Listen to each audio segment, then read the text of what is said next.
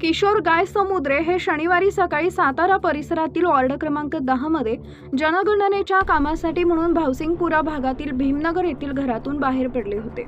सायंकाळच्या सुमारास ते घरी परतले। तहानलेले असल्याने त्यांनी थंड पाणी पिलं, मात्र त्यानंतर ते जागचे उठलेच नाही। त्यांना कुटुंबियांनी तातडीने घाटी रुग्णालयात दाखल केले, तिथं त्यांना मृत घोषित केले।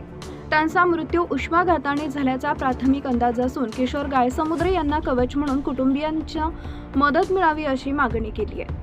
मृत शिक्षक किशोर यांच्या पत्नी ही शिक्षिका असून मुलगा नुकताच 12वी उत्तीर्ण झालाय, त्यामुळे त्यालाही वय आधी नियमान्वये नोकरीची व्यवस्था करून मदत मिळावी, तसं लेखी स्वरूपात आश्वासन द्यावे अशी मागणी विविध शिक्षक संघटनांच्या पदाधिकाऱ्यांनी मनपाच्या उपायुक्त अपर्णा थिटे व चार्ज अधिकारी राजपूत यांच्यासमोर करताना मागणी मान्य झाल्याशिवाय मृतदेह स्वीकारणार नसल्याचा इशारा देण्यात आला। यावेळी विविध शिक्षक संघटनांचे पदाधिकारी उपस्थित होते।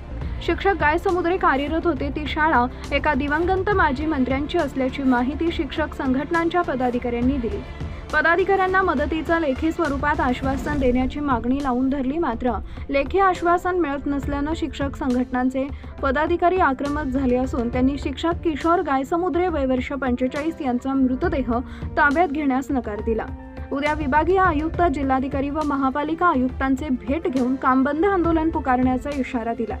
मृत शिक्षक किशोर गायसमुद्रे हे छत्रपती संभाजीनगर येथील पीर बाजार परिसरातील भागीरथी प्राथमिक विद्यालयात कार्यरत होते अशी माहिती मराठवाडा शिक्षक संघाचे जिल्हा सचिव भाई चंद्रकांत चव्हाण यांनी दिली आहे।